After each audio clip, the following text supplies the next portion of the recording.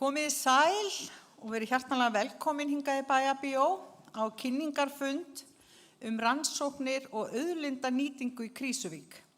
En Hafnarfjarðarbær, eins og við vitum öll, og HS Orka hafa nýlega gert samkomulag þarna Aðdragandi þessa samkomulags allnokkur, en á síðastliðnum árum eftir að þær aðstæður hafa komið upp í vaxandi mæli að afhendingaröryggi heits vatns ekki að fullu tryggt hér á höfuðborgarsvæðinu, að minnsta kosti ekki eins og við erum vön, vegna aukins álags, aukins íbúafjölda og gríðarlegrar fjölgunar ferðamanna.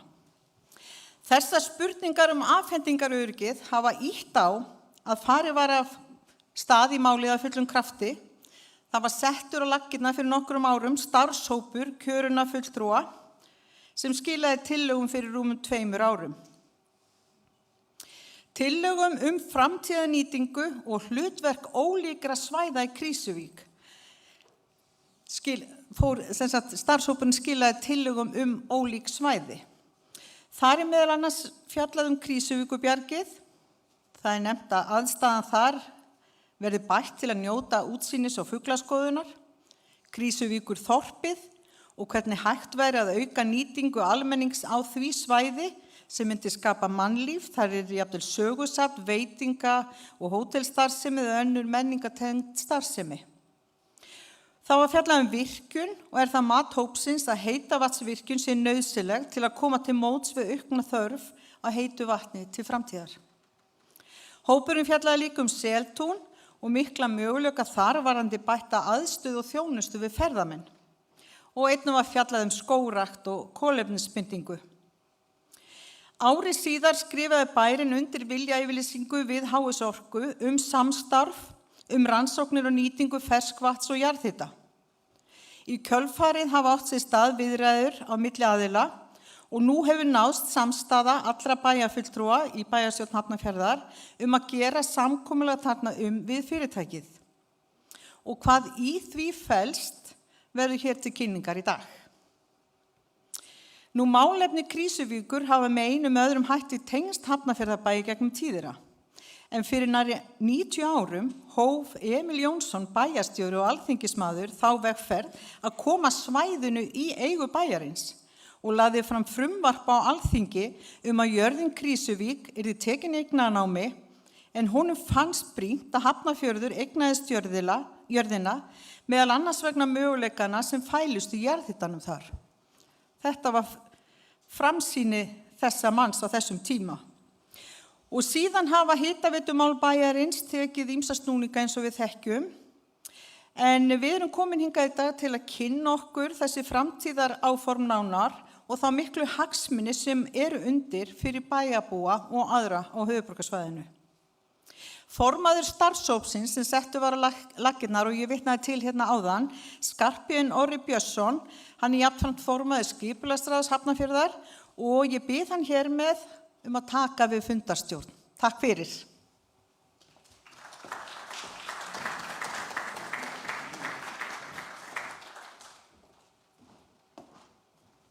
Já, komið þið sæl.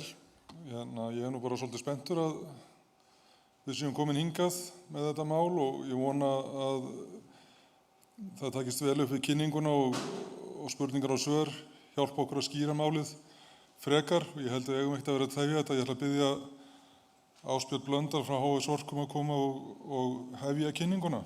Gjörðu svo vel.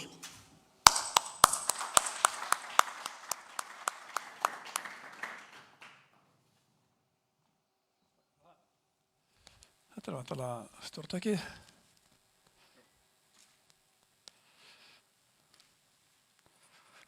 Gott og vel, ágætu gestir, velkomnir hérna til þessar kynningar. Við erum 2 hérna sem ætlum að kynna svona það helsta sem að hérna rétt að framkomi í tengslu við málið. Og ég ætla að taka hérna fyrir hlutan og fara hérna stuttlega yfir þau atriði sem við ætlum að koma inn á. Við erum að fjalla þarna aðeins fyrirtæki sjálft, HS Orku, fara aðeins yfir hérna það helsta sem skiptir máli í hérna tengslu við félagið. Síðan förum við yfir jarðhitavinnsluna í Krýsuvík eins og við sjáum hana fyrir okkur í dag og áherslurnar sem að liggja baki þeirri vegferð sem að nú hafin og síðan verður rætt möguleika á uppbyggingu og fleira í tengslu við orkuvinnsluna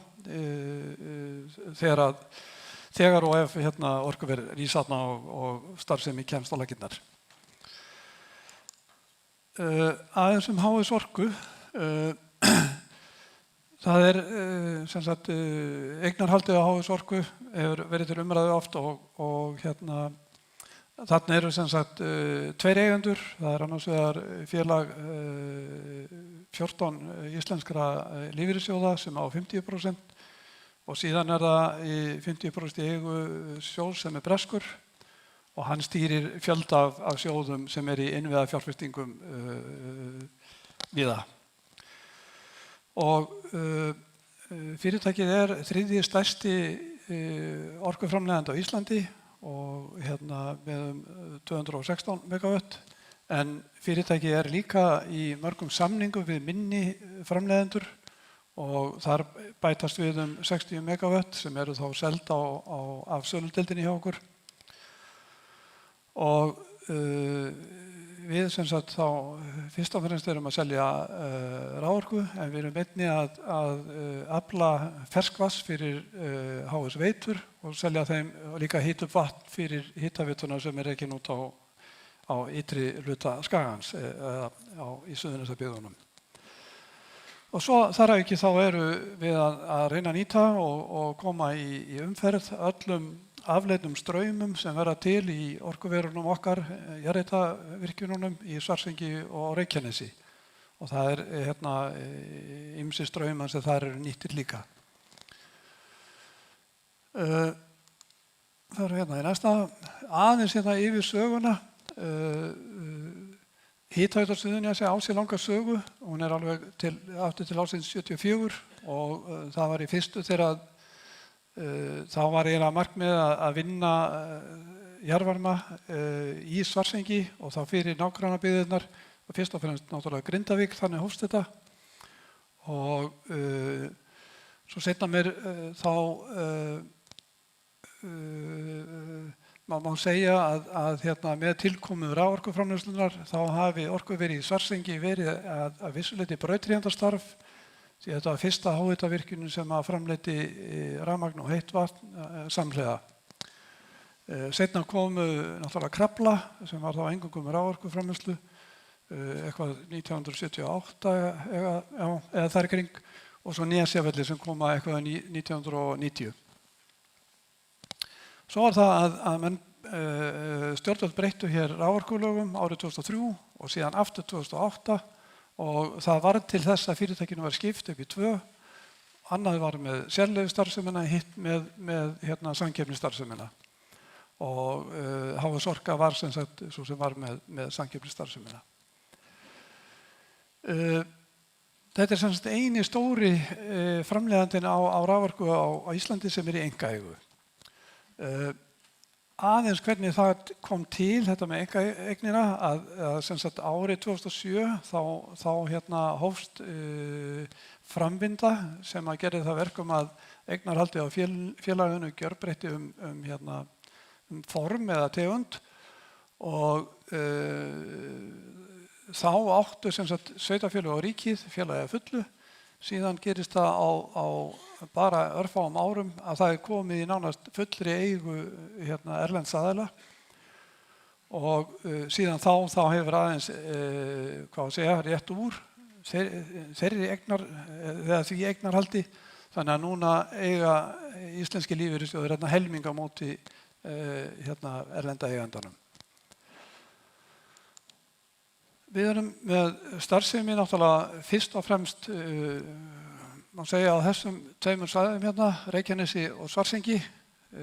Þar eru okkar jarðvarmavirkjanir. Síðan erum við með vatnsaflsvirkjanir. Það fyrsta lagi brú og síðan fyrir austan í Seyðisfirði erum við með Fjarðarárvirkjun. Við erum með áherslur á, eða þróunarverkefni sem eru komin lengst eru þá Hvalárvirkjun og Krýsuvík. Þetta er svona þau verkefni sem að mesta áhersla er lögð á í dag. En við erum auðvitað með fjölmörg önnur verkefni sem er ekki tíundu hér. Svo sjáum við þessa ljósbláu díla við landið. Þetta eru sem sagt smávirkjanir sem að við erum með samkomulag við kaup á orku þeirra til endursölu. Og það er að segja að HS Orka gerir samninga við þessar litlu aðila og tryggir þeim fasta tekjur oft í kringum 20 ár. Og þannig að þau hafa tiltölulega traustan tekjugrunn. Þá fyrir við aðeins að færa okkur nær því sem er til umræðu hérna í dag og sjáum þarna yfir þetta fallega svæði. Aðeins til að Rósa fór reyndar yfir þetta svona, seinni hlutan af þessu. En sem sagt, samstarf Hafnarfjarðarbæjar og Hitaveitu Suðurnesja á sér býsna langa sögu alveg til ársins 1998 þegar þau ásamt sveitarfélögum hérna í nágrenninu og jarðborunum ríkisins sem hétu þá stofnuðu félag sem heitir Jarðlind. Og saman í þessu félagi var sem sagt boraðar 2 háhitaholur í Trölladyngju. Reyndar önnur með félaginu en vegna virðisaukaskattsmála þá var ákveðið að þetta færi undir Hitaveitu Suðurnesja allt saman. Jarðlind var lögð niður og Hafnarfjarðarbæjar eignaði sér staðinn hlut í Hitaveitu Suðurnesja. Svo var árið 2006 þá var gert samkomulag það að starfa áfram að því að reyna að ná samkomulagi nýtinguna og það hefur staðið yfir stopult alla götu síðan. Þangað til að fyrir 2-3 árum þá kom svona meiri festa í þetta mál og markvissari störf í kringum það að reyna að ná samningi sem að lauk svo farsalega núna nýverið og var undirritaður í lok maí. Hér er svæðisafmörkun sem ég vildi aðeins fara yfir. Við erum sem sagt með þessa stóru jörð sem hét Krýsuvík og kalluð Krýsuvíkurtorfan og þar á sem sagt Hafnarfjarðarbær nýtingarrétt á auðlindum. Síðan á Hafnarfjarðarbær líka landréttindi öll hér. Þannig að þessi skiki er alfarið í eigu Hafnarfjarðarbæjar. Meðan að í stærri hlutanum þar er nýtingarrétturinn á öllu svæðinu. Svo aðeins vildi ég bara koma inn á rammaáætlun. Það eru 4 undirsvæði á Krýsuvíkursvæðinu og við erum fyrst og fremst að tala þessi 2 Austurengjar og Sveifluháls, en til viðbótar eru Sandfell og Trölladyngja. Og öll þessi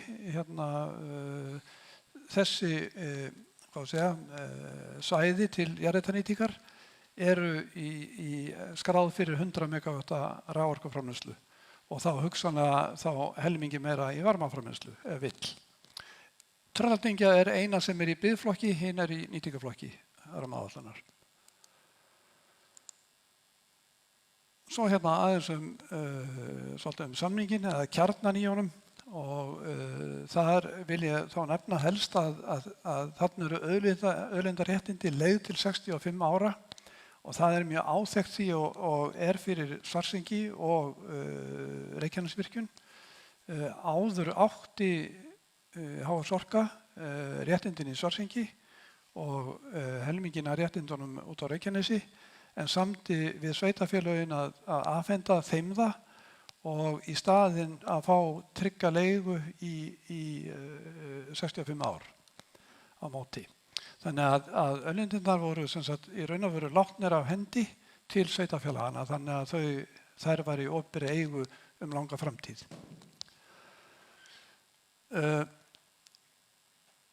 Hafnarfjarðarbær fær sem sagt leigugreiðslurnar af öllum tekjum sem verða til í tengslu við nýtingu orkuversins. Og auðlindagreiðslunum er skipt á tímabil. Það er ákveðið þróunartímabil sem eru fyrstu 15 árin. Það er að tímabil þegar fólk að ná tökum á því að stjórna nýtingunni og reyna að ná jafnvægi í vinnslunni. Það tekur góðan tíma og til dæmis með Reykjanesvirkjun þá varla hægt að segja að við séum komið með fullkomið jafnvægi þar en við erum ennþá að læra á auðlindina. Síðan kemur nýtt tímabil þar sem við erum að fínstilla vinnsluna og reyna að nýta sem best það sem tekið úr jörðinni. Og svo að lokum svipað og hefur varað núna í Svartsengi langt skeið þar að segja jafnvægistímabil þar sem að rekstur gengur nokkuð hnökralaust. Það náttúrulega svo fremur sem að náttúran í friði eða heldur friði með okkur. Það greitt fyrir þetta þannig að það lægst hér í byrjun en hækkar síðan og hæst yfir þetta langa tímabil í lokin. Þessi prósentur hluti af tekjum orkuversins. Megin markmið samningsins það þetta að staðfesta það að þarna sé nýtanleg háhitaauðlind. Það svona fyrsta verkið og rannsóknarborurinn til þess. Síðan þetta með að við erum bæði að virkja jarðvarmann, við erum líka að vinna grunnvatn og það verður að gera náttúrulega á hagkvæman og umhverfisvænan hátt. Svæðið viðkvæmt og það hefur sín einkenni og að mörgu leyti sérstakt og nálægðin við höfuðborgarsvæðið gera það enn sérstakara. Þetta svona lykilatriði, þetta með að auka afhendingaröryggi á heitu vatni til Hafnarfjarðar og til höfuðborgarsvæðisins og mæta vaxandi rafmagnsþörf, það einnig þarna baki og svo hitt að samhliða vinnslunni að þá skipuleggi aðilar þannig svæði fyrir frekari uppbyggingu í tengslu við vinnsluna.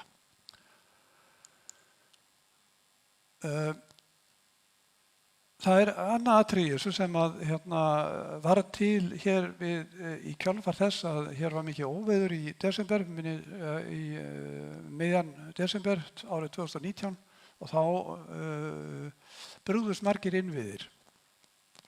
Og þá settu stjórnvöld á fót sérstakan hóp til að skoða hvaða aðgerðir væri hægt að fara í til að styrkja innviðina og gera þá öruggari. Og þessi aðgerðarhópur skilaði ég setti nú bara númerið með aðgerð 874 og hún snýst það að HS Orka og Veitur OHF, þar að segja veitufyrirtæki Orkuveiturinnar, kanni sameiginlega varmastöð í Krýsuvík fyrir Suðurnes og höfuðborgarsvæðið undir formerkjum almannahagsmuna, þjóðaröryggis og forgangs varmavinnslu í þá hitaveitu.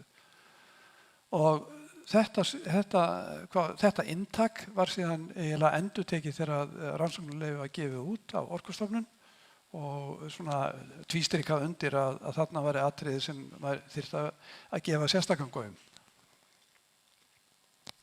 Og í fyrra hófst sem sagt formlegt samstarf, það var viljayfirlýsing undirrituð og þessi vinna í gangi í dag. Og á eftir að taka á sig mynd sem verður þá notuð við að verða þessum beinum opinberra aðila. Við sjáum líka að sveifluháls svona kannski ekki alveg mitt á milli en getur haft tengingar í báðar áttir og ég tala ekki ef að Trölladyngja væri tekin úr biðflokki og setið nýtingarflokk þá hún einhvers staðar hér. Og þar væri þá að styrkja öryggi veitu til vesturs og sveifluháls væri þá meira að hugsa fyrir höfuðborgarsvæðið. Þarna nú verið að hugsa til þess að eitthvað gerist annaðhvort á Hellisheiði eða á Nesjavöllum. Svo bara yfirlit. Við erum að tala uppbyggingu sem líklega verður í 50 megawatt áföngum en rannsóknarboranir munu væntanlega staðfesta hvað heppileg stærð á fyrstu virkjunareiningu. Við erum að tala um það að sala á rafmagni verði til almennings og verði á almennum markaði og fyrirtækjamarkaði eins og bara yfirleitt í dag. Það alveg harla lítið það að einhver stórnotandi komi og biðji einhver ósköp af megavöttum og orku. Það þá helst að ef einhver allar í vetnisframleiðslu að það gerist. Sala á heitu vatni hugsuð til þá Veitna og þá hugsanlega til HS Veitna ef þarna væri mjög orkuríkur forði. Tengistaður Landsnet, hann var forskoðaður árið 2011 og mér minnir að allar hugmyndir Landsnet gengu út á það að vera með strenglagnir frá orkuvinnslusvæðum að tengivirkjun í Hamranesi. Og skipulagsyfirvaldið sem sagt Hafnarfjarðar á reitnum sem að Hafnarfjörður á, það að segja landaregnina, og síðan í Grindavík eiginlega allt kring með skipulagsvaldið þar að segja. Tíminn, þetta svona cirka 10 ár sem eru talin hérna. Þetta stórt verkefni, þetta verkefni upp á, í stærðargráðunni peningalega, þá þetta einhverju 70 milljarðar með síðustu áætlun, þannig að þetta gríðarstórt verkefni. Aðeins bara það sem að til þess að gera þokkalega kostnaðaráætlanir þá báðum við hönnuð að setja niður einhverja hugmyndir hvar við gætum verið með holur, staðarhús, skiljustöð og svo framvegis lagnir og þá var þessi mynd var hún til. Við sjáum að það verið að tala um það að virkjun eða stöðvarhús getur verið annað hér eða einhvers staðar annar staðar. Hérna sem sagt þessi teigur okkar sem þegar skipulaður og fyrsta rannsóknarborun fer fram á á þessum teigur sem nummer 2. Og þá svæði afmarkað. Borholur geta verið víða en svona í heildina þá kannski verið að tala um það að umfangi geti verið í kringum 2-4 ferkilometrar. Og þá verið að tala um það að þar sem eru útmörk svæðis þar sem þú með einhverja nýtingu, en þar á milli svo sem hægt að gera ýmsa hluti. Og það hefur verið horft til þess að vinnsla á vatni, eða ferskvatni og þá hugsanlega mannvirki fyrir dælustöð hitaveitu og hitaveitu tanga verði norðaustur af Klefavatni. Það sem þarf á hólum ansi mikið því að við erum að tala um og yfir 30 hólur og bara það að bora, ef það væri bara einn bor á svæðinu sem ætlaði að bora 30 hólur þá tæki það sennilega hátt í 6 ár. Þannig að þarna alveg fyrir sig að það þurfa að koma fleiri borar inn á framkvæmdasvæðið ef að framkvæmdir fara alveg á fullt. Byggingarmagnið 16.000 fermetrar og lóðir samtals, ef að talið með lóðir sem vera teknar undir lagnir, þá það eitthvað í kringum 200.000 fermetrar. Og það reiknar með því að vera með niðurdælingarsvæði svolítið frá vinnslusvæðinu. Það eiginlega viðurkennd regla að vera svona í 2 km fjarlægð eitthvað þess háttar til þess að skapa eðlilega hringrás því að þú vilt ekki fá of kalt vatn inn á svæðið aftur því að þú ert að dæla niður í svipað dýpi og tekur upp og þá reynir að mynda hringrás sem að kælir ekki þar sem þú ert að vinna heita vatnið eða heita gufuna. Já, ég var bara að koma að þessu. Já, þetta eiginlega segir sig sjálf. Það þá gert ef að væri lagnir, þá lægir þær upp að dælustöð og síðan kalda vatnið til virkjunarinnar til að hita þau upp og framleiða heitt vatn. Svo aðeins nánar bara tímalínuna. Við erum að tala 3 tímabil. Það þetta með að staðfesta jarðhitaauðlindina og þá ég að tala að það sé nýtanleg jarðhitaauðlind háhita og samningurinn kominn þannig að næst að hefja framkvæmdir við að byggja borplan. Við höfum deiliskipulagt borplan og erum með framkvæmdarleyfi fyrir því. Og markmið að staðfesta nýtanlega jarðhitaauðlind og síðan það að klára þessa vinnu við samstarfi við veitur og skilgreinum það hvernig það vera. Það hægt að gera það á ýmsan máta en það ennþá kannski snemmt að vera að segja eitthvað frá því hvað helst rætt Og við erum að gera okkur vonir til þess að á næsta ári verði þetta orðið staðfest og þá sé hægt að taka ákvarðanir framhaldið. Svo kemur þessi pakki það sett 4 ár í leyfisveitingar, hönnun, aðalega þá skipulagsmál og umhverfismatsmál og á meðan verið að hanna virkjunina. Og svo enda með einhverju verkhönnun í restina sem þá tilbúið til þess að fara í útboð og þá hefst eiginlega framkvæmdatími. Og það allavega, það getur alveg verið að sé hægt að vinna þetta á styttri tíma. Það eru tíminn að leiðiljós en framkvæmdatíminn allavega eitthvað í kringum 3 ár, myndi maður reikna með.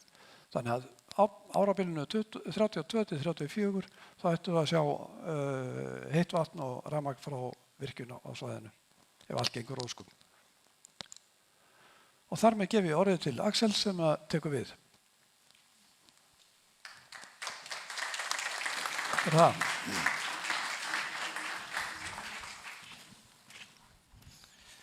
Takk fyrir þetta, Ásbjörn. Ég ætla að fá að koma inn á nokkur atriði sem Ásbjörn kom inn á nú þegar. Svo ætla ég að segja ykkur frá smá vinnu sem við unnum á síðustu misserum með hönnunarstofu sem heitir M-Studio, þar sem var að verða svona hvernig hægt að vinna þetta svæði, áferðin, ásýnd og annað. Þannig að þetta er mjög skemmtileg vinna. Þannig að ég ætla að sýna ykkur smá skematískt hvernig það kom allt saman út. En að svo að lokum fara yfir það hvað möguleikar svona virkjun hafa í för með sér. Það er að segja að það eitthvað ákveðið skref, það kemur fyrst einhver virkjun en að því loknu þá eins og við þekkjum út á Reykjanesi, þar starfsemi sem einhvern veginn grossrast í kringum virkjanir og mynda hugsanlegan auðlindagarð. Þannig að það eru tækifæri. Fyrst af öllu þá fyrsta skrefið að reisa þá virkjun ef að verður nægilegu forði. Það er að segja við höfum eftir að ljúka þessum rannsóknarfasa sem Ásbjörn fór yfir áðan. Þá fyrsti fasi að reisa þá orkuver sem að framleiða þá rafmagn og heitt vatn og við höfum nefnt þessa tölu að það gæti, ef við náum þessum 2 áfanga báðum áfangum þá getur það annað heitt vatni fyrir alltaf 50.000 manna byggð. Samhliða þessu þá bara eins og Ásbjörn frá yfir þá myndum við fara í umhverfismat, skipulagsvinnu og alltaf meta hagkvæmni slíkrar virkjunar. Aðeins inn á þessa mynd, búin að bæta þá við svona vegalengdum ykkur til upplýsinga. En það dálítið merkilegt og kannski dálítið heitt í umræðunni, bæði Rósa og Ásbjörn kom inn á þetta, að í dag nær allt vatn að koma frá sama svæði til höfuðborgarsvæðisins, beint frá austri, þar að segja frá Hellisheiðarvirkjun og Nesjavöllum. Þannig að við bara að sjá það og höfum séð það nýlega að það verða til þessar svona það hafa komið skerðingar á höfuðborgarsvæðinu bara út af því það eitthvað að gerast í þessum virkjunum. Þannig að þessi staðsetning á virkjun myndi bæta afhendingu til muna á höfuðborgarsvæðinu og þá sérstaklega Hafnarfirði.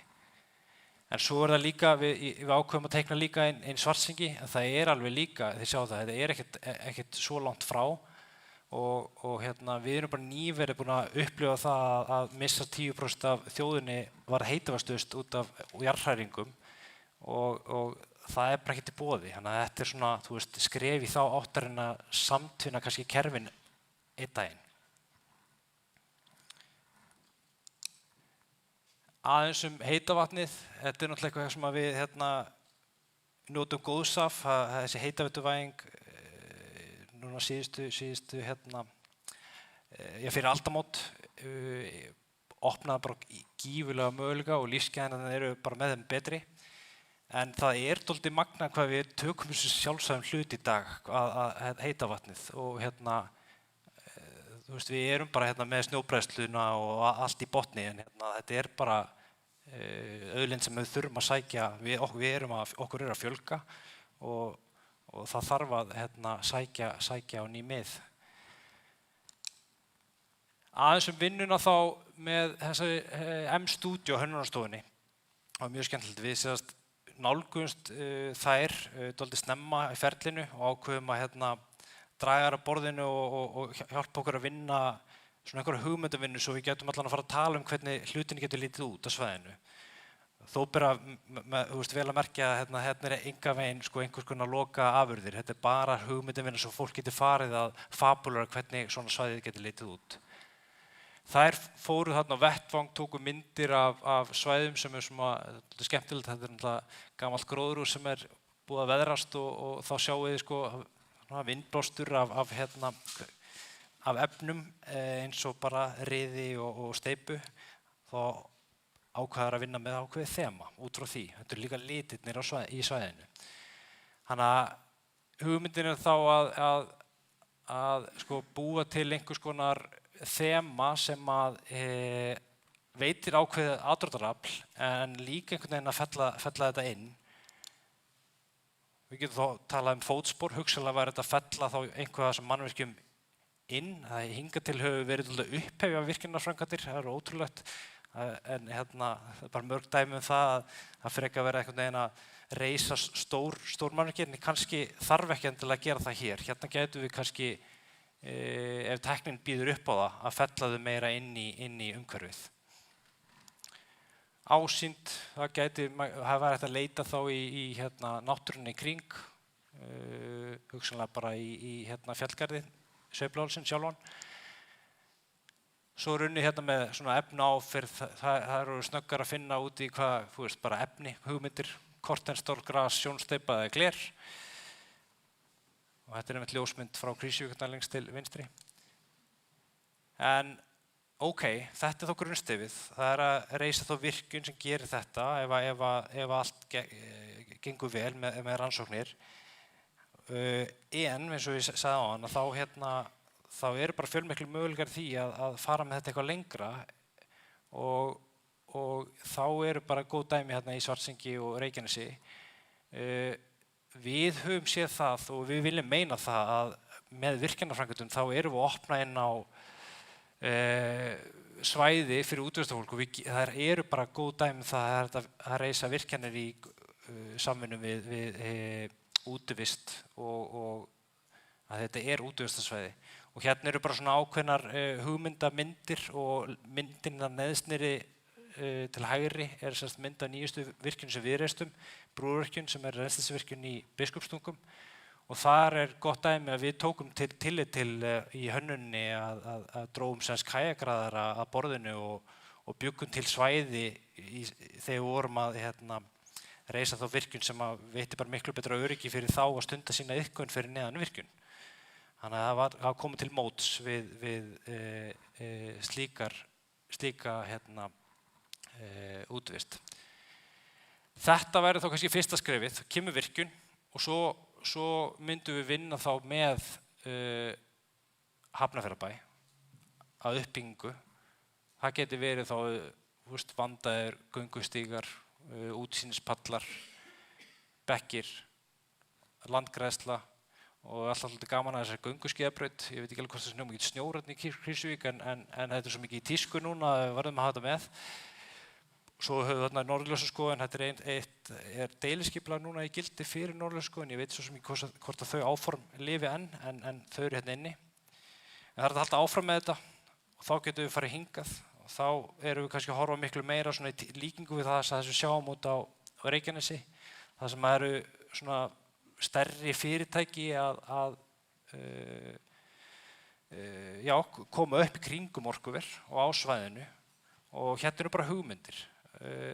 Það að hafa einhvers konar gufuböð, gróðurhús, alls konar ræktun í matjurtaræktun eins og þörungaræktun eða svepparæktun. Það hefur nefnt hótel áður líka. Þannig að það er þessi nálgun, það er þetta sem fylgir því að fá virkjun þarna í bakgarinn á Hafnarfirði. Við tökum þetta þá saman. Ávinningurinn af hugsanlegri virkjun í Sveifluhálsi klárlega aukið orku og heitavatnsöryggi á höfuðborgarsvæðinu, sérstaklega heitavats. Hún á að geta skapað ákveðið aðdráttaraflinu svæðið, við gerum þetta vel, klárlega.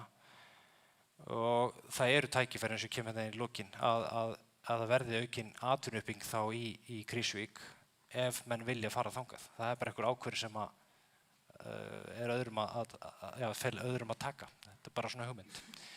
En þetta getur klárlega fyrirmynd í samspili orkuvinnslu og ferðamennsku og við ætlum að fara þangað ef það er klárlega markmiðið.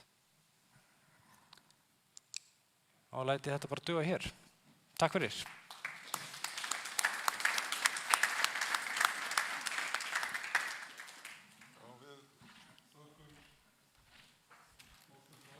Þetta eru ágætis glærur og mikið af upplýsingum og við ætlum núna að taka við spurningum úr sal og líka af alnetinu og ég held að við reynum að hafa þannig að sko Gunnhildur og Árdís eru með hljóðnema og það er mikilvægt að spurningarnar séu stuttar og skorinorðar. Ég er með svo mikinn athyglisbrest að ég ruglast alveg að við erum lengi að tala. Þannig að reynum að vera skýrmælt og skorinorð og tökum 2-3 spurningar í einu og það eru kannski fyrst og fremst HS Orka sem að kann svörin. Við getum reynt að svara eitthvað fyrir okkar gjörðir svona meðfram en fyrst og fremst erum við að einblína núna á virkjunarmöguleikana. Við getum líka alveg farið aðeins yfir hina hlutina sem okkur langar að gera í Krýsuvík. En ég held við ættum að nota tækifæri til að spyrja HS Orku spjörunum úr. Gjörðu svo vel. Já, ég gleymdi einu. Þó ég kannist við suma, þá var ég ágætt að kynna sig og byrja þannig kynna sig með fullu nafni og svo að koma með spurninguna. Já, takk fyrir þetta og flotta kynningu HS Orka og Hafnarbæjar. Ég heiti Davíð og oddviti VG hérna í Hafnarfirði og við höfum auðvitað á eðlilega mikinn áhuga á þessu verkefni eðlilega og því að þetta er auðvitað mikilvægt. Mér langar að beina tala mínu ekki til HS Orku, heldur til þín Skarphéðinn eða Rósu eftir atvikum bæjarstjóra. Mér langar að spyrja út í samninginn. Mér langar að spyrja út í framsalið á réttindunum, auðlindaréttindunum sem ég get ekki skoðað öðruvísi heldur en sölu miðað við lengd samningstímans og ákvæðum framlengingu. Og spurningarnar eru 2, skulum bara hafa þetta stutt. Annars vegar hvað liggur til grundvallar samningsupphæðum og svo hins vegar hver er raunverulega samningsupphæðin. Með öðrum orðum hvað fær Hafnarfjarðarbær fyrir auðlindaréttinn í Krýsuvík sem hann framselur af þessu sinni og afsalsverðan leiðir réttinum á hitaveitu. Næsta spurning.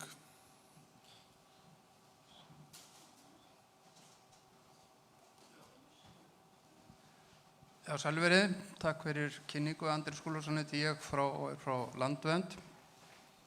Nú er ég nýbúinn að sitja fund með jarðfræðingi sem einmitt lýsti sömu áhyggjum og þið höfðu fram að færa varðandi hvað hefur gengið á jarðhitasvæðin, á Hellisheiði og víðar.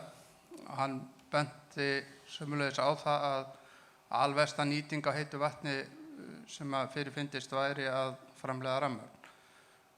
Það vekur athygli mína í ljósi þess hvað hefur gengið mikið á jarðhitakerfið. Getið þið svaraði teljið að svæðið þoli það að fara og teljið að sé vel fari með jarðhitann að umbreytunum í rafmagn í svona gríðarlega miklu magni eins og þarna kemur fram alltaf 100 megavöttum. Í ljósi þess hvað jarðhitageymurinn er veikur fyrir. Takk fyrir. Svo tökum við Geir næst og svo reynum við að svara. Hvor ykkar ætlar að svara fyrir jarðhitann?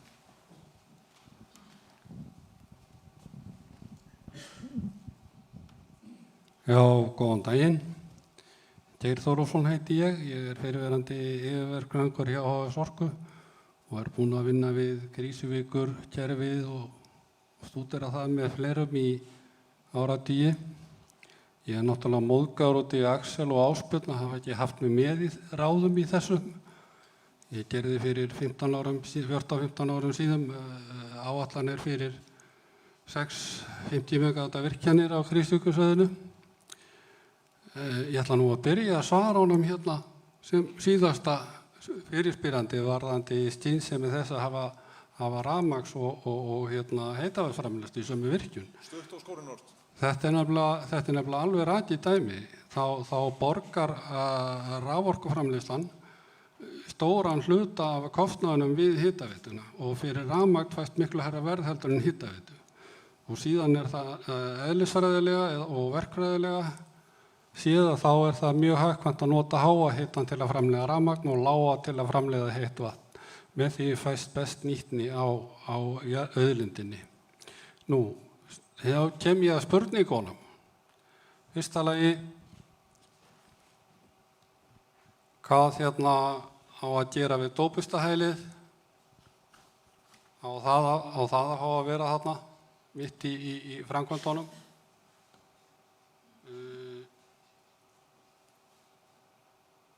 Síðan vildi ég ennþá einn ábending með að byggja inn í fjall. Þetta nú ekkert ný hugmynd, ég kom með þetta fyrir 20 árum síðan og setja kæliturnin í fjall.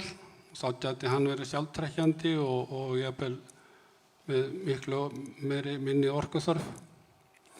Og svo þurfa menn að gera ráð fyrir kælilónum, ekki hafa þetta eins og Hellisheiði þar sem ekki var gert fyrir losun á yfirborði og það er samt losun á yfirborði. Þetta þarf að vera með í öllu planinu. Nú, já, og lokum finnst mér riðlitur eins og kvorten, mér finnst það ljótt og sjónstaupa finnst mér líka ljót. Takk fyrir. Þá held ég að við séum komin í hámarki sem minni leyfir og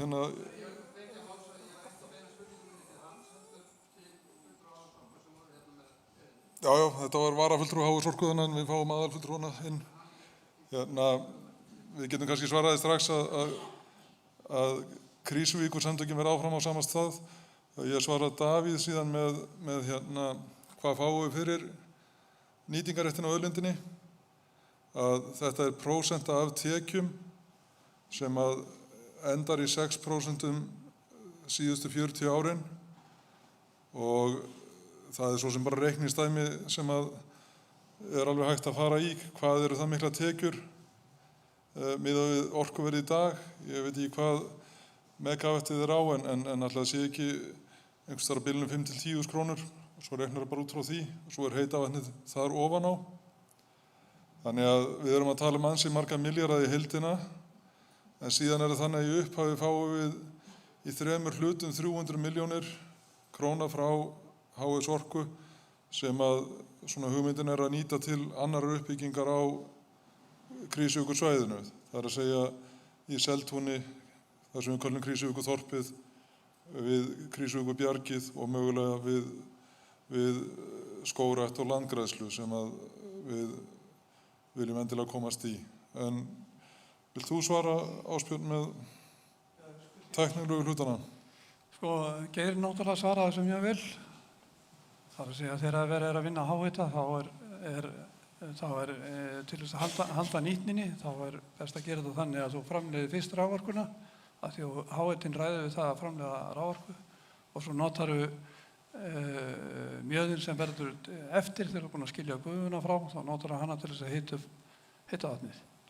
Þannig að þú nærið góðri nýtni á virkjunni í heild sinni og þetta er ef menn eiga þess kost að framleiða heitt vatn í tengslu við orkuverð sem þetta, að þá er það talið af hinu góða. Það að framleiða bara eingöngu rafmagn, það er með mun lægri nýtni heldur en að gera þetta með þessum hætti. Já, þetta svarar og svo náttúrulega er annað líka að þetta með, við erum náttúrulega háð nýtingarleyfi frá Orkustofnun og það er árlega að gera skil á vinnuslunni og það er passað upp á það að það sé ekki gengi á nærri auðlindinni og þannig að það er passað svolítið upp á það að þetta sem þú ásælist, það er að segja að ná jafnvægi, að það er passað upp á það að það sé gert í öllum rekstri. Ok, þá næsta spurning. Komið sæl, ég heiti Helena Mjöll og er Jóhannsdóttir. Bara takk fyrir þessa kynningu. Ég naut svolítið þetta Geir sem þú notaðir áðan. Mér langar að kalla þetta bara meðferðarheimili í Krýsuvík. Mér finnst það miklu fallegra heldur en að segja svona.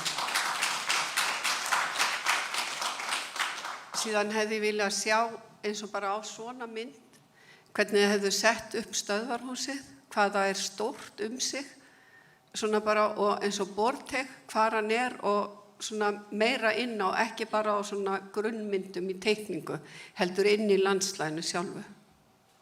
Takk fyrir. Bentu bara á þetta, komdu bara upp og bentu á þetta. Já, aðalega bara svara þessu svolítið hratt að þegar verður farið í kynningu á umhverfismati, þá verður þetta allt saman skilgreint og sýnt. Þannig að, sko, ég hugsa það að stöðvarhús sé minna en þetta hús.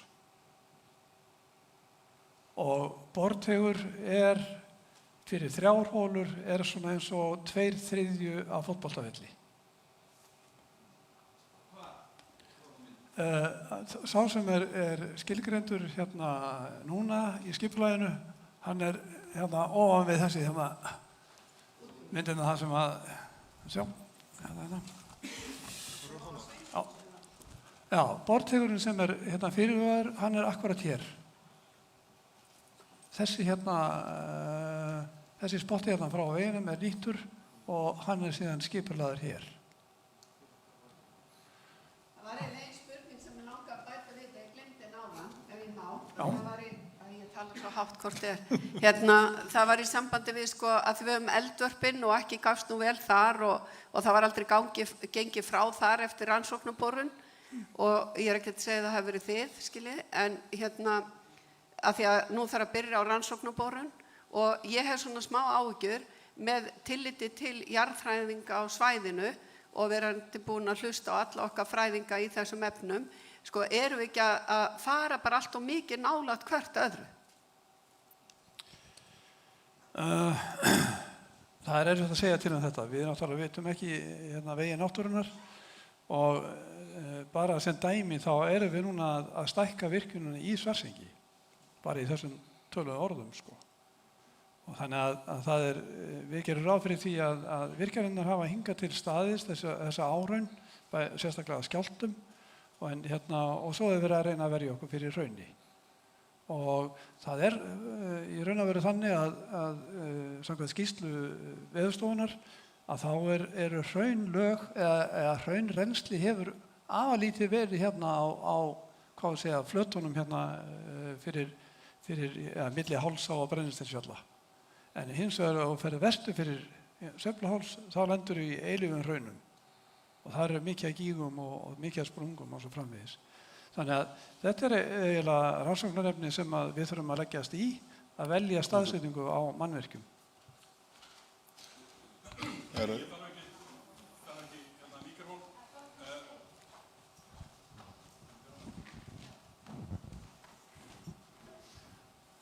Góðan daginn, góð kvöldi kannski. Lárus Viljánsson heiti ég og er frá Hraunavinum. Ég hef eiginlega 2 spurningar til ykkar, HS orkumenn. Það fyrsta lagi, eins og þið lýstu þessu, þá erum við raun og veru bara að fá svona sama módel þarna í Krýsuvík eins og Hellisheiði. Þarna á að vera hvað, 25 vinnsluholur og þá með vegum og öllu því sem því fylgir á milli. Og ég spyr, hvaða áhrif hafa 25 vinnsluholur og svo nýting sem verður á til dæmis háhitasvæðið í Seltúni? Hafið þið eitthvað svona velt því fyrir ykkur og og síðan ásýnd svæðisins, sem allar þessar vinnsluholur og það. Og síðan má líka spyrja, eru þið búin að finna staðina fyrir varnargarðana? Málið það að það er bara stutt síðan, það er bara 2 ár síðan að var gert áhættumat fyrir Lyklafellslínu sem hérna aðeins svona nokkrum kílómetrum hérna austar og sem landslið gera og þeir hættu við línuna eða frestuðinni til, ég veit ekki hvenær en þeir hættu við línuna út af því að áhættumati var það alvarlegt. Ætlið þið að gera áhættumat fyrir svæðið áður en að þið hefjið tilraunaboranir? Ég spyr. Ok, ekki fá eina spurningu viðbót áður en við byrjum að svara? Okay. Já, komið sæl, ég heiti Lovísa og er jarðfræðingur og ég er náttúruverndarsinni og mér finnst náttúrulega þetta afleitt hugmynd að því að Krýsuvík og Sveifluhálsinn, Trölladyngjan, þetta er alveg gífurlega fallegt og flott og merkilegt útivistarsvæði. Og ég held að við ættum aðeins að hinkra við og sjá hvað gerist í þessum hamförum sem við erum að upplifa í Grindavík. Sagan segir að eldvirknin hleypur á milli staða. Svo er annað, Krýsuvík er innan fólkvangs, þetta er friðlýst svæði. Er það ekkert að trufla ykkur í þessum skipulagsmálum? Takk.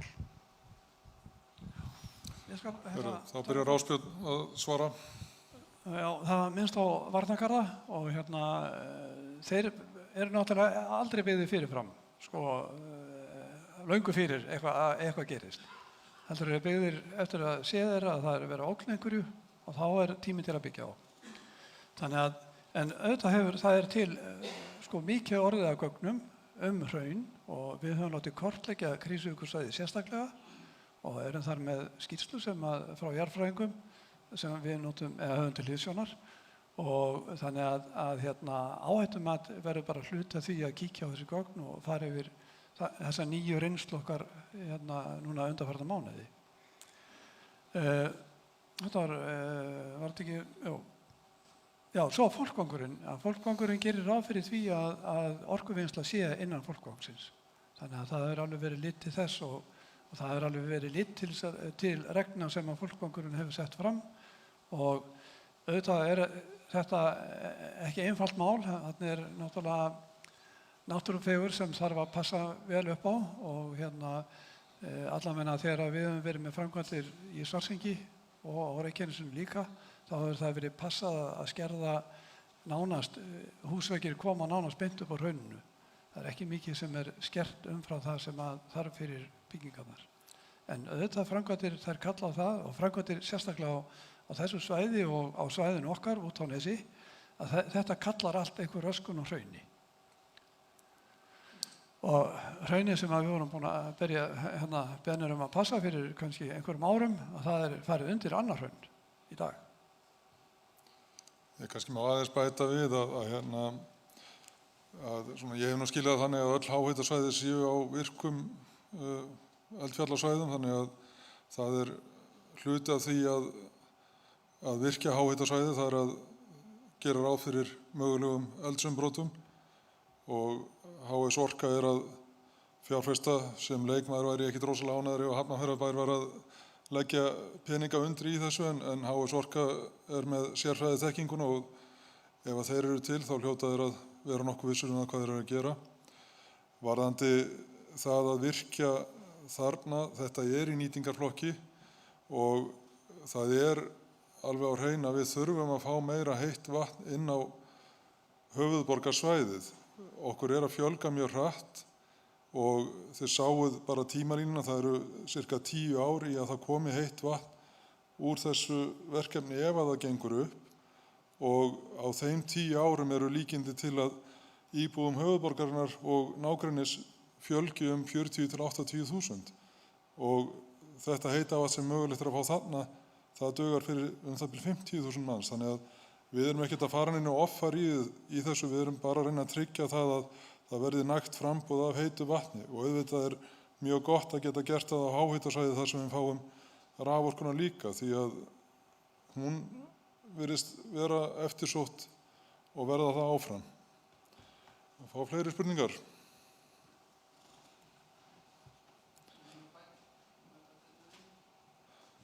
Það er Guðni fyrst sem ætlar að kynna sig. Guðni Gíslason heiti ég. Mér langar að spyrja lagnaliðir því að nú er að tala kalt vatn sem nefndur ekki austan við Klefavatn, þetta ekki norðaustur af Klaufavatnið og það þarf að sækja það þarf að fara með heita vatnið til höfuðborgarsvæðisins og það þarf að fara með rafmagnið á þangað sem að kaupandinn er. Hvar hafa menn hugsað að þetta verði og verður þetta ekkert vandamál svona þegar að skipulagsvaldið í Grindavíkur meginhlutinn á leiðinni þarna við Klaufavatnið?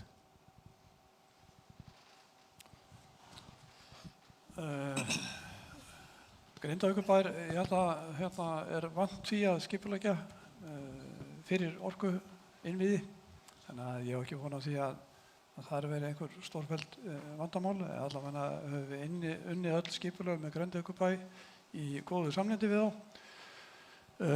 Þetta með lagnarleiðir, oft eru menn að velja vegi, til hliðar við vegi, á þá annarkvort á Helgunarsvæðinu sem að Vegagerðin er með eða rétt fyrir utan Helgunarsvæði. Þannig að það er líklega staðsetning, en hins vegar frá þessu svæði þá er ekkert farið beint til notandans, heldur fer afhendingin fram á raforku flutningskerfið og ef ég mann rétt þá var Landsnet á sínum tíma þegar þau voru að skoða þetta með hugmyndir um það að fara með streng frá svæðinu. Ég man ekki alveg leiðina en út í Hamranes eða nýtt tengivirki þar. En eins og ég segi, lagnir yfirleitt að nota vegi sem eru fyrir og það er eins með borðtega að það reyna menn að nota slóða og vegi sem eru fyrir og staðsetja á við þá, ef það er unnt.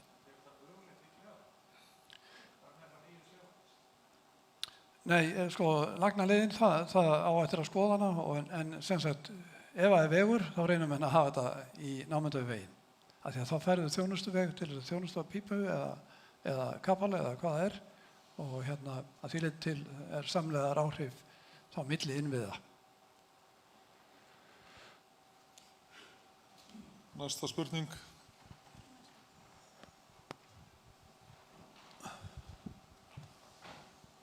Já, mér langar að spyrja eins út frá náttúru svæðisins að því að hún er náttúrulega alveg ómetanleg þarna og það er það dýrmætasta sem þið eigið þarna, það er náttúran sjálfur sér.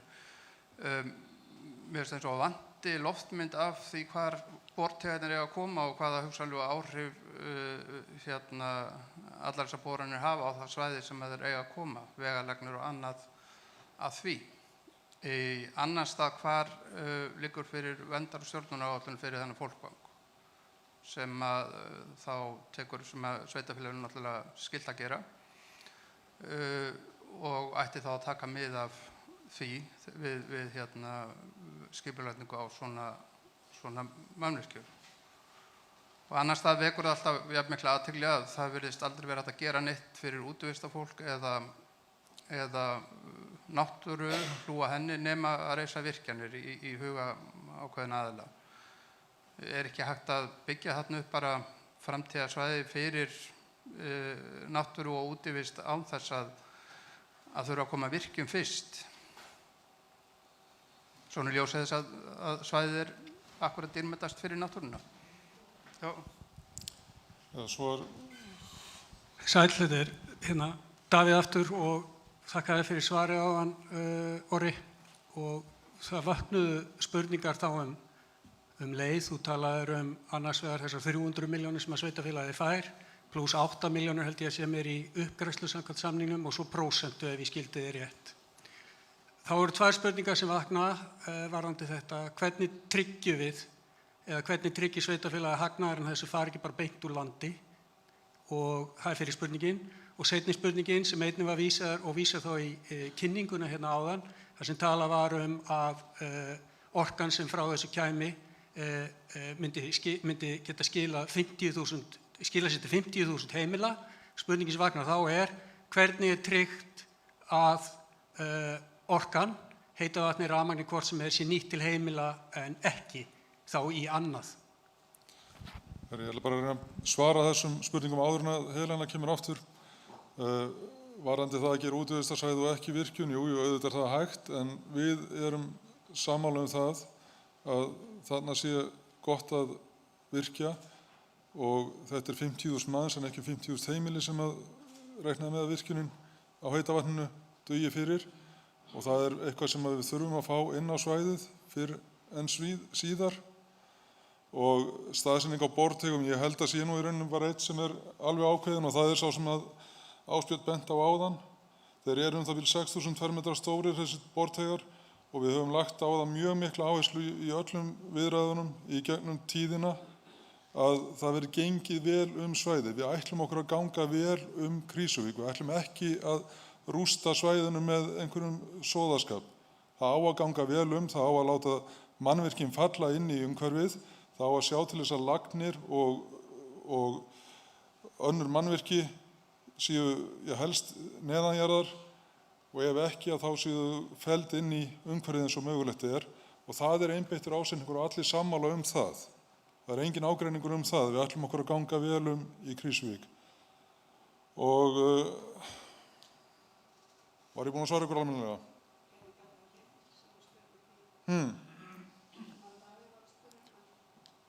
Hvað gleymdi ég?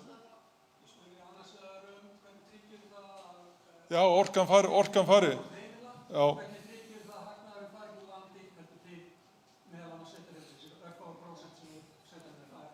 Já, þessu örfáu prósent nú umtalsverðar fjárhæðir og við erum ekki eigendur að HS Orku, þannig að við ráðum því ekki hvert hagnaður fer. En við erum að fá, að mínu viti, mjög góða rentu af auðlindinni í framtíðinni. Við munum fá fasteignagjöld, við munum fá lóðarleigu og við munum væntanlega fá uppbyggingu á atvinnustarfsemi á svæðinu sem verður góð fyrir okkur og fyrir Hafnarfjörð. Ég held að sé fullt af jákvæðum punktum við þetta. Það að hagnaðurinn fari úr landi, ég skil ekki alveg þá spurningu félagið að hálfu í eigu íslenskra lífeyrissjóða og ef við skoðum reikninga félagsins síðustu árin þá hafa þeir fjárfest miklu meira heldur en þeir hafa greitt í arð og þeir hafa sett peninga inn í félagið umfram arðgreiðslur, þannig að þetta ekki eitthvað félag sem verið að blóðmjólk og senda peningan úr landið. Þetta bara gott innviðað fyrirtæki sem að standa sig vel að mínu viti.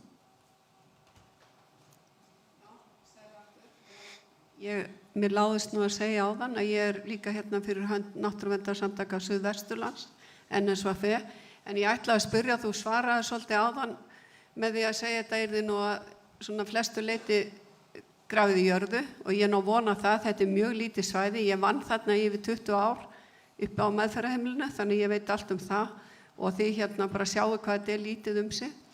En svo langar mig að benda ykkur á að því að það verður aðalfundur Náttúruverndarsamtakanna hérna á eftir, hérna NSVF út í Strandgötu 43 klukkan 8 og þar verður einmitt erindi fólkvang í Reykjanes fólkvangi. Þannig að bara þið eru öll hjartanlega velkomin. Já, við þakkum fyrir þetta, smá auglýsingar eru byrjaðar en hérna erum við með fleiri spurningar.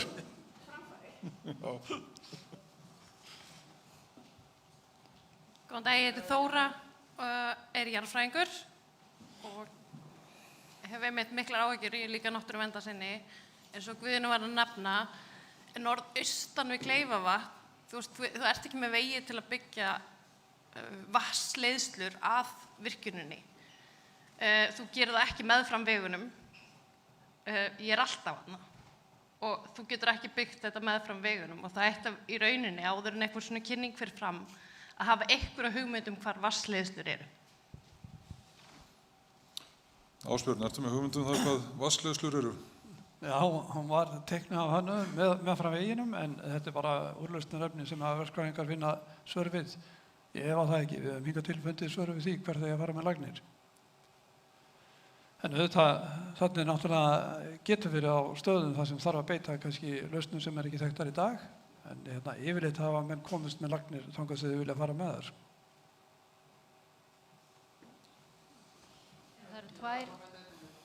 Það eru tvær spurningar af netinu. Hvað með hávaðamengun spurt og það Björg Jóna og hún spyr líka sér HS Orka að hreinsa til eftir tilraunir ef ekki virkjanagrunnur. Ásbjörn, þú svaraði þessu með hávaðan og já, þau munu hreinsa til ef það ekki verður að neinu. Já, það er náttúrulega einhver hávaði frá virkjun eða frá jarðhitavirkjunum og sérstaklega þegar það verið að prófa holur en hingað til hefur þetta ekki verið kvörtunarefni, ekki til dæmis frá Bláalónni eða hótelinu sem það rétt við okkur, Northern Light Inn.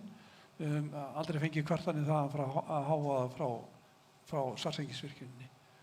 Þannig að ég hef ekki von á því að það er að valda vandræðum, en það þarf að gæta vel að þegar að vera að prófa hólur, því þá er hávaðinn ansi mikill og þá er yfirleitt valdir tíma til þess sem að koma þá fram í framkvæmdaleyfinu og fullt tillit tekið til þeirra. Ok. Komið í sæl, Eydís Fransdóttir heiti ég og er frá Náttúruverndarsamtökum Suðvesturlands líka. Ég kom hérna inn á hlaupum þannig ég biðst afsökunar ef ég spyr eitthvað sem hefur verið spurt áður, en það fyrsta sem ég heyrði þegar ég gekk hérna inn í salinn var að það ætti að leggja allar lagnir með vegum. Mér er spurt, hafið þið fengið samþykki Landsnets fyrir því að það er að leggja streng með vegum þarna? Eða hugsið þið að þetta séu loftlínur? Og það síðasta sem ég vissi þegar var verið að tala virkjun í Krýsuvík var að það ætti að tengja það, fara gegnum Móholtsadalinn og fara svo niður með veginum upp á Höskuldarvelli og tengja það Suðurnesjalínu 2. Hafið þið fengið samþykki Landsnets, sem þetta er mín spurning, fyrir því að það sé hægt að tengja virkjun þarna beint inn á Hamranes tengivirkið?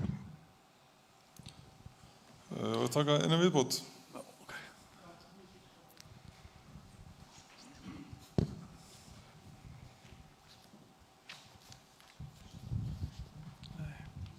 Já, þegar þú komst inn að hversu Háasorka hefði farið vel með fjármunum sína og eitt þeim í samfélagi, þá er það bara þannig að síðustu 6 árum hefur þetta fyrirtæki greitt sér 33 milljarða í arð og það verið áhugavert að vita hvort að sveitarfélagið teldi ekki að það verið meiri ávinningur að það hefði átt fyrirtækið áfram og fengið þessa peninga þá í arð til sveitarfélags heldur en til einkaaðila erlendis. Bara þannig að sé farið rétt með. Ok, ég ætla að byrja bara að svara þessu áður en ég gleymi svarinu, en hérna, nú er ég ekki mjög djúpur sérfræðingur í því hvernig arður hefur orðið til hjá HS Orku, en megin hlutin af þessum arði varð til þegar að lífeyrissjóðirnir tóku hlutin í Bláa lóninu út úr félaginu. Og ég held að ég geti fullyrt að þetta sé rétt hjá mér. Að öðru lítið en því hefur verið greitt meira inn heldur en tekið hefur verið út. Og bara Ásbjörn eða jáfnvel Birna geta leiðrétt mig ef þetta er ekki rétt hjá mér. Og með lagninar og Landsnet, það er best að Ásbjörn svari því. Já, það sem að ég sagði áðan, það var það er reynt ef það eru til slóðar á svæðinu eða vegir, þá er reynt að fara með vegum, með lagnir. Þá er ég að tala Nei, já, ég var nú fyrst og fremst að tala að það var verið að tala ferskvatnspípuna og hitavátspípuna. Jú, og Landsnet er með þau mál, þannig að ég held að þeir verið eingöngu unnið með strenglagnir.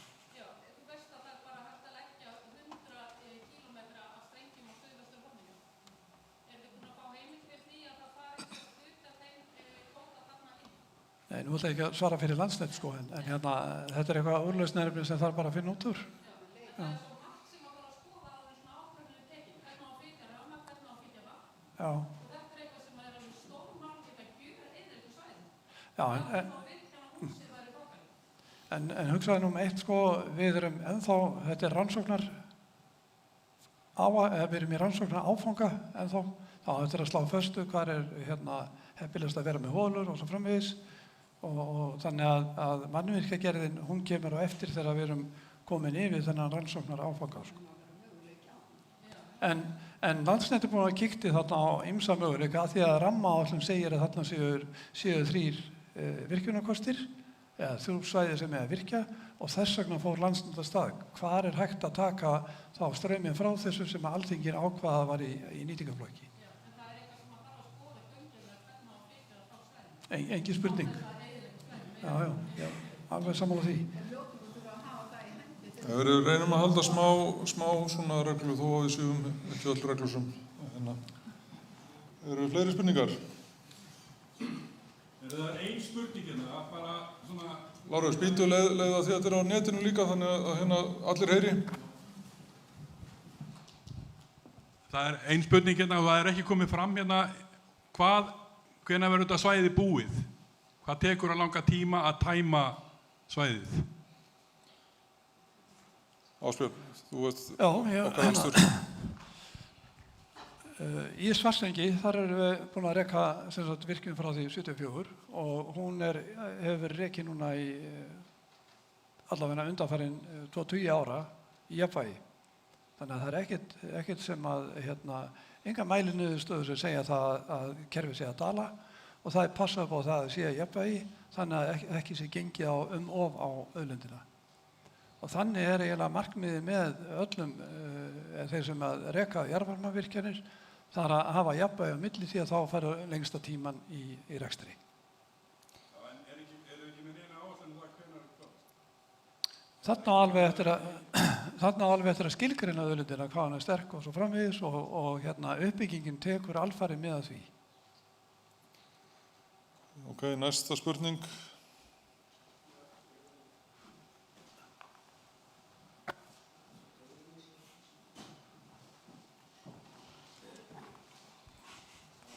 Góða kvöldið, Sturla Haraldsson heiti ég.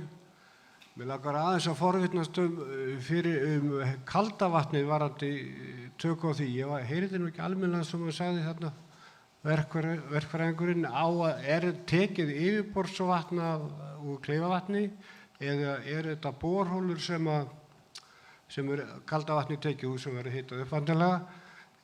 Ástæðan fyrir því að ég spyr þessa spurninga er svo að við munum eftir því Hafnfirðinga þegar fór tappinn úr Kleifavatni og vatnið tæmdist töluvert og ef það verður meiri ásögn í þetta þá náttúrulega gæti Kleifavatn þurrkast upp. En ég þakka fyrir góðan fund. Er þetta ekki borhola? Jú. Það er ekki tekið úr Kleifavatni, það verður borað. Já. Næsta spurning.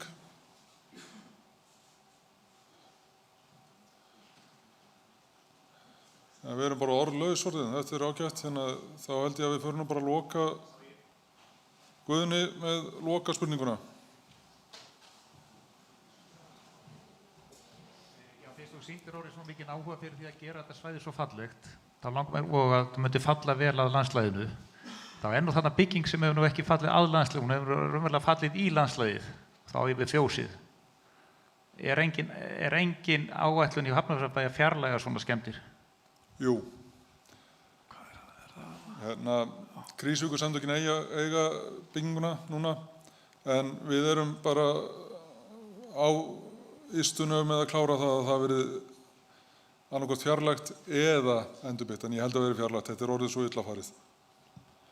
Þá held ég bara þakki fyrir góðan fund, þetta voru fínar spurningar og við verðum ekkert mjög ósammála svona í lokin, þannig að ég held að þetta hafi farið vel fram hjá okkur og ég þakka innilega fyrir mætinguna og það er gott að vera komin með aðeins fleiri svör heldur en var fyrir fundinn. Takk fyrir og njótiði kvöldsins.